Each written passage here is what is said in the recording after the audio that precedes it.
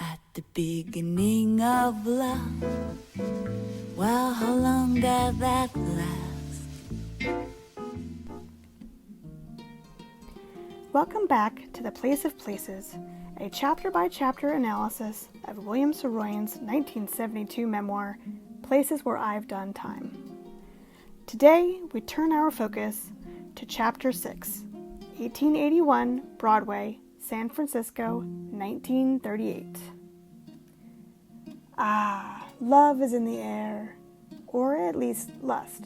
In this chapter, 30-year-old William visits a woman at her apartment in San Francisco and admires how uncomplicated she is, letting him call on her at any time of night with the door unlocked and booze waiting. And there she was, large, well-made, honest, and smelling like all the rest of the truth of the human race in the world, that part of the truth that just isn't in anything other than a handsome and honest woman. Her apartment overlooks the Golden Gate Bridge, that wonderfully phallic symbol in this moment, when Saroyan takes a big swallow of booze, lights a cigarette, and heads into the woman's room. The building that stands there today was built in 1957 and consumed 1881 Broadway, but this is where he would have stood that night. The Victorian to the left of it at 1879, and those across the street might have been closer to the space Saroyan's lady friend lived in. He coyly introduces this place by explaining that he doesn't particularly enjoy reading about astonishing achievements with women that other writers boast of. But if you look at Saroyan's body of work, there's actually quite a lot about trysts with women, none of them astonishing. In fact, in many cases, the stories are heartbreaking tales of unrequited love or loveless nights with prostitutes. The Daring Young Man on the Flying Trapeze from 1934 and Sons Come and Go, Mothers Hang In Forever from 1976 both include tales that bookend his experiences with brief romances throughout his life. To analyze this chapter is to dig a little into Freudian psychosexual psychology, which can be a controversial and outdated place to dig. But we'll take a small shovel and start the hole, and you can draw your own conclusions. Before marrying, Saroyan satisfied his lust with brief romances, one-night stands, and prostitutes. He didn't have very many long-term intimate relationships with women. One of his most intimate relationships was via correspondence, when the intimacy of the mind didn't overlap with the intimacy of the body. In The World of William Saroyan, written by Nona Balakian and published in 1998, Balakian reveals a little-known romance Saroyan had with the writer Sonora Babb. Balakian found a file in Saroyan's archives, then held at the Bancroft Library at UC Berkeley, that contained 34 letters to Babb from 1931 to 1941. William and Sonora mostly corresponded through letters and eventually met in person. Early on, she was in LA, he in San Francisco. Their letters discussed the literary scene and coming up as young writers together. Eventually, he declared his love for her and apparently even asked her to marry him. Babb didn't quite have the same feelings for William, however, and eventually married the cinematographer James Wong Howe, defying California's anti-miscegenation laws that refused to recognize their interracial marriage. Babb was a scriptwriter, novelist, short story writer, poet, and journalist who, like Saroyan, visited the Soviet Union in the 1930s and was disappointed with the Communist Party that she had once sympathized with. Once his epistolary relationship with Babb ended, the next big romance was Carol Marcus. When William met Carol in 1941, he was 33 and she was going on 17. He was ready for a family and wanted to make sure she could conceive before marrying her. And then, in 1943, Aram was born. To William, fathering a family was symbolic and incredibly significant. But we know his marriage to Carol ended poorly, and his relationship with his children was strained. He never married another woman after Carol. It's hard to know exactly how Saroyan felt about love.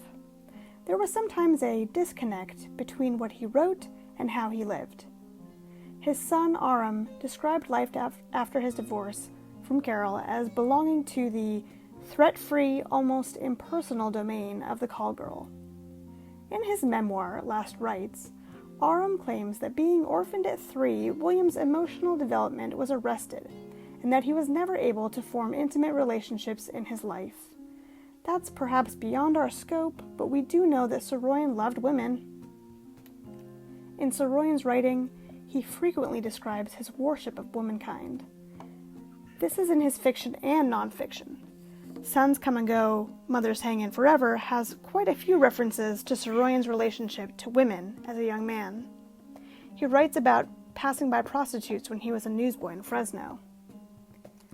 You sold papers to men, not women. You hustled men. You admired women. You revered, you loved them.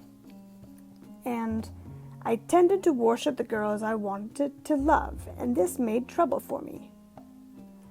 His adoration of women led to disappointment when women didn't notice him or see him equally as a god to their goddess. He was like a Valentino without the confidence. In the story And Man, in The Daring Young Man on the Flying Trapeze collection, the narrator, a teenage boy, admires a classmate. I looked at this girl, whom I loved so much, and I saw that she too was laughing, but I would not believe it. This sometimes happens. It happens when a man has given another person his own dignity and meaning, and the other person has not acquired that dignity and meaning. I saw and heard the girl laughing at me, but I would not believe it. I hadn't intended to entertain her. I hadn't intended to entertain anyone, and their laughter made me angry. He dreamed of the perfect woman, but she never materialized. Sometimes he would briefly fall in love with a call girl, one of whom one night seemed so beautiful that I was plunged into despair about human life itself, and about the position of women in the world, and into mourning for the loss of the girl I had been seeking all my life. This true love is always an unattainable dream in his stories. The story Love, in the Daring Young Man collection, is about a couple of men who step into a brothel to get out of the rain, where they are entertained by desperate young women.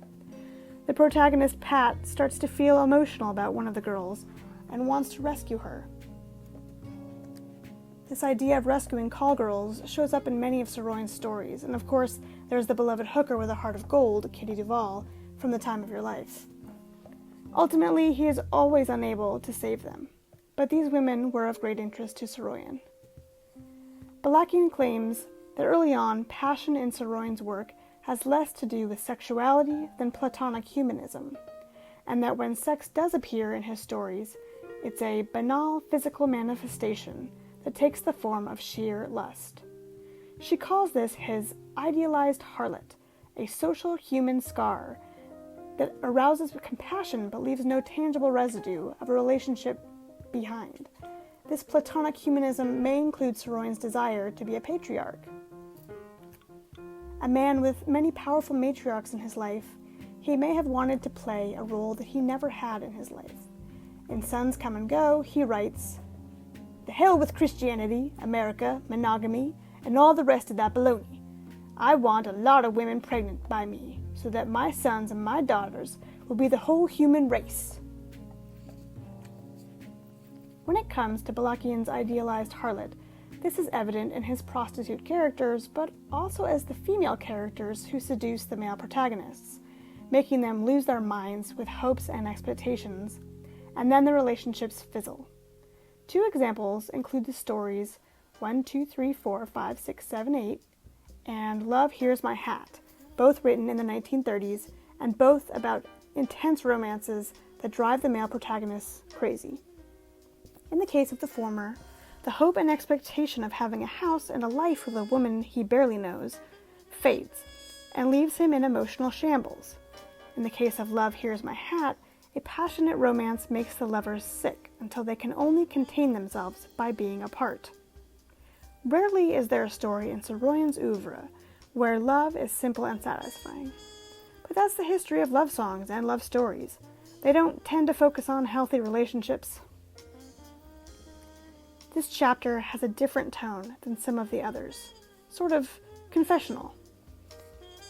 I will only remark that there was this woman I enjoyed sleeping with in her apartment in San Francisco, and then I will go about my business, which is simply to remember places in which a sense of reality came to me that impelled me to feel great. Let's put this place on the Saroyan map and move on.